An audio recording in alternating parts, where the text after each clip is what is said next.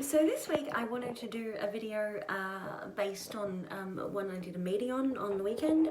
So what I did a meeting on was insecurities. And I actually had an experience, I don't know, maybe a month ago, where some of my insecurities kind of affected me and caused me to have self-doubt and all of those kinds of things, and affected my behaviours.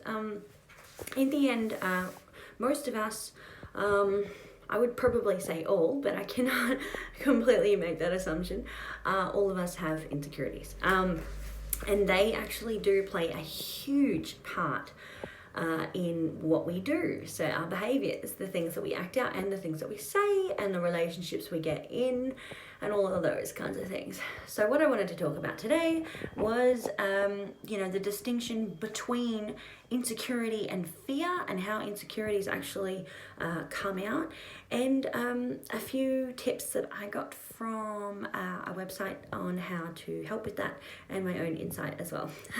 Okay, so I've written them down on a little book. That's what I do because I always forget things. Okay, so insecurity and fear actually have a huge connection, and the reason I say that is because you might have an insecurity, right, of not being lovable. I'm not worth people staying, that type of thing. But the fear is actually of being alone, right? So the fear is I'm not lovable. The insecurity is I'm not lovable, but the end result of the fear is being alone, or not having someone there when you die, or whatever it is, right?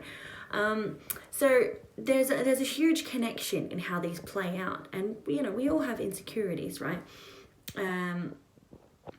But at the same time, insecurities are not necessarily a bad thing. We can use them to test whether other people are worthy of our time, to find out whether they're going to be accepting through the hard times too, to support you, because everybody has issues, right? To find out whether they're interested, or even to show our vulnerabilities. Like, for instance, is being...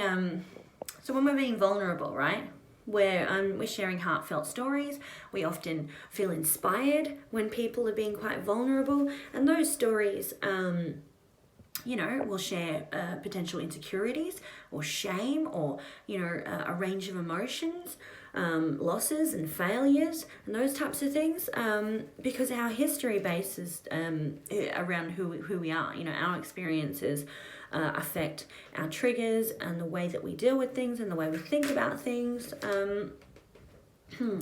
So how do we look at what behaviours might come out, for instance, if somebody is expressing having insecurities?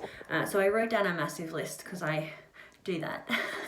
Okay, so if you want to know if someone has insecurities, right? What is the easiest way to find that out? By what they say and what they do, right? Because we can't read what's in another person's mind. And often, if somebody has anxiety, for instance, so like I do, I can overthink what that person's behavior might mean.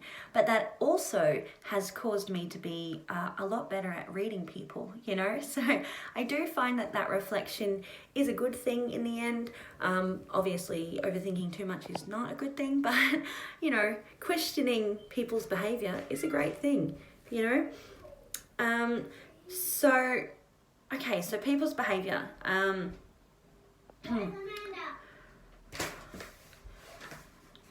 She's just out there. Okay, so people's behavior. So insecurity is quite loud, right? It's quite loud in people's behavior. It comes out in many ways. Okay, so it can come out in laziness, or like a fear of failure, so a fear of trying, It can come out in controlling behaviours or other toxic traits like manipulation or blaming, you know, any of those kinds of things. Can come out in people pleasing or seeking validation. You know, when people talk themselves up and, oh, I'm doing this amazing thing at the moment, you know, I'm so great. And then the other person goes, oh yeah, I'm doing this amazing thing too, because they're trying to meet the other person. Yeah, I'm so great. And then no one's saying, oh, that's really good, you know. But they're both seeking that validation or that reassurance that they're a good person, or the idea of what that other person's perception or reputation is. You know, it's not really an honest conversation. You know, when you're learning and growing and supporting each other and being vulnerable with each other, you know, I think that that's a fantastic way of connecting with another person, as opposed to, you know, comparing reputation stories and, you know, egotistical kind of wins and things like that. And yeah, it's awesome to talk about the great things we're doing. But, you know, when it's about seeking validation or reassurance that we're a good person, we've got to try and understand, why are we looking for you know, one of those main needs, which is to matter in somebody else. We should be feeding it to ourselves, right? Okay, risky behaviours is another one. People, you know, who have insecurities usually act quite, put themselves in bad positions and, you know, do things quite quickly. Like they'll make decisions really quickly, which is the next one, patterns of terrible decisions or flighty decision making. So that will be, you know, about like not thinking things through, just making a decision. So constant or consistent need for reassurance, you know, you are a good person. Are you sure? Are you sure? Are you sure? You know, obviously that's quite clear that somebody has an insecurity and they need that reassurance. Codependency, or so overcommitting into a relationship that may be unhealthy, or undercommitting. So, you know, like those really short-term things because of that fear of being hurt. Self-harming, so body language, bad posture, or avoiding eye contact, or being really fidgety. Those types of things can be signs of insecurity. Bad posture is, you know, usually people show on the outside what they feel on the inside. Second guessing themselves all the time. Aggression, somebody who acts out very aggressively, sorry, my hand's getting a cramp, acts out very aggressively, usually has been triggered by something, you know. Aggression is just a huge way, especially for children. Children get uncomfortable feelings, usually they will act out in anger, and the reason for that is because they don't have the ability or the you know, emotional ability to actually go through that in their minds and say, oh, actually that's not aggression, that's disappointment, you know. So it does depend on where you are in your level of understanding on your own emotions, you know. Emotional reactions, so any form of emotional reaction, you know, extreme emotional reaction is a trigger, a sign that you've been triggered. And it, you know, it's not that somebody makes you feel a certain way. We make ourselves feel a certain way. So we've got to understand that, because we can't, you know, expect another person to change their lives to suit us. We've got to, you know, ask for what we need, what we want, and do the work ourselves, right? So rigid or porous boundaries is a sign, obviously, of insecurities coming out. And critical behaviours. People who have experienced trauma, for instance, might be quite critical about certain things, like, no, you have to be here at 12. If you're here at 12:01, I'm going to be really stressed and really anxious. And that could be something to do with, you know, being insecure of people's perceptions of them being late, or, you know, that type of emotional stuff that they haven't dealt with in childhood. Whatever it is, there's always a reason for why we do things, right? Okay, so this is what I got off Psychology Today. So 4 ways to help with insecurities. So take stock of your value, build your self-esteem, keep your independence, and trust in yourself. So I wrote some notes under that on what I think as well. So take stock of your value. So look at what you bring to the table. You know, what qualities do you have? There's a reason that people have you in their lives, right? When we are experiencing insecurities, we've got to remember everybody has them. Everybody has strengths and weaknesses. You know, we can only work on our own. Are there things we could be doing? You know, and what do we already have? You know, obviously we have something. And sometimes we can't see it. I had to, when I did a little vision board and I popped it up on my wall about all the qualities I have and stuff. I couldn't like put all of them up there. I had to ask people. I was like, I can think of some. So sometimes we need to, you know, reach out and ask people what's great about us, and then try and reinforce that in us. Yeah. Build your self-esteem. That's another way to build your self-esteem. Get a vision board, pop up what's great about you, and put it on your wall and look at it every day. That's what I do. People with issues with self-esteem often can make bad decisions, you know, depending on how bad it is. But, you know, they might, like I said before, with the insecurities, you know, bad relationships, aggression, you know, not being able to deal with emotions, getting into you know, risky situations, all of that kind of stuff. It can come from insecurities and, you know, lack of self-worth and self-esteem. So when we're feeling at our worst is when we'll take the biggest risks, often, and it's to, you know, receive that validation or that high to escape from our current situation or thoughts of ourselves. So they're keeping your independence. Something that I have learnt through my life is people like people who are interesting. And, you know, if you're doing everything with your partner, you know, are you going to be able to tell them all of these amazing stories?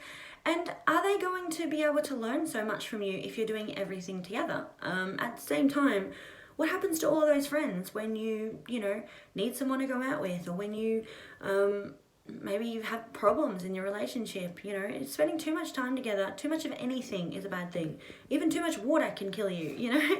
And the other thing is, right, before you met this person that you may very well be dating or potentially want to date, you know, are you 100% of a person? Are you 100% independent? Yes. Yes, you are. So why do we expect once we get into a relationship we're only 50%? That's like cutting a circle in half and saying that's still healthy. Just glue it together with that other person. No, it's not. And, you know, technically we're not 100% anyway, because we're still working on ourselves, right? But you know the saying, you know, we don't want to reduce ourselves to be with someone else. We want to keep striving, keep moving forward, keep being independent, and caring about ourselves, you know? Trust in ourselves. So it talks about taking care of you, you know, the whole gas mask situation in the aeroplane, and you put the mask on yourself first before you put it on anyone else, you know? And honestly, when it comes to getting your needs met, nobody knows your needs better than you. Sometimes you need to communicate to other people so that they can understand that there are needs that aren't being met, etc. But yeah, I think it's really important to look at what you need out of life. You know, that I think for me, that was finding my passions and chasing my dreams, and you know, reflecting on myself and stuff like that. All right, guys, so I personally think if you want to do some work with this video, look at your insecurities, write them all down, find out you know, if anything is, like, do a little CBT on them. So that's when we look at if there's any evidence to support the insecurity, you know? Like, I remembered saying to myself, I wasn't worthy of someone decent in my life romantically. And I did a little bit of CBT on that one, and I was like, you know what? I am a cool person. I'm a nice person. I'm a decent person. I would do anything for the people that I love, within reason. You know, and I think that sometimes we can feed ourselves lies. And once we feed that lie, it becomes more correct to our brain, and then we start acting that out. And it's never too late to remind ourselves that our insecurities are actually not true. And maybe if they are true, we can do something about it. you know, by avoiding them, we're doing nothing. We've got to face the insecurities, we've got to face the fears, and we've got to either decide that it's not something that we need to bother with, or move forward and try to change and grow and do our best, you know, to work on those, you know, because we're never going to grow and change if we avoid everything. Okay, yeah, I think my kid wants me. She was running around before and calling out to me and trying to break in the door, and that was fun. Okay, take care guys, and I will see you all probably later on in this week for another video, I'd say, because I'm a bit late. All right, bye.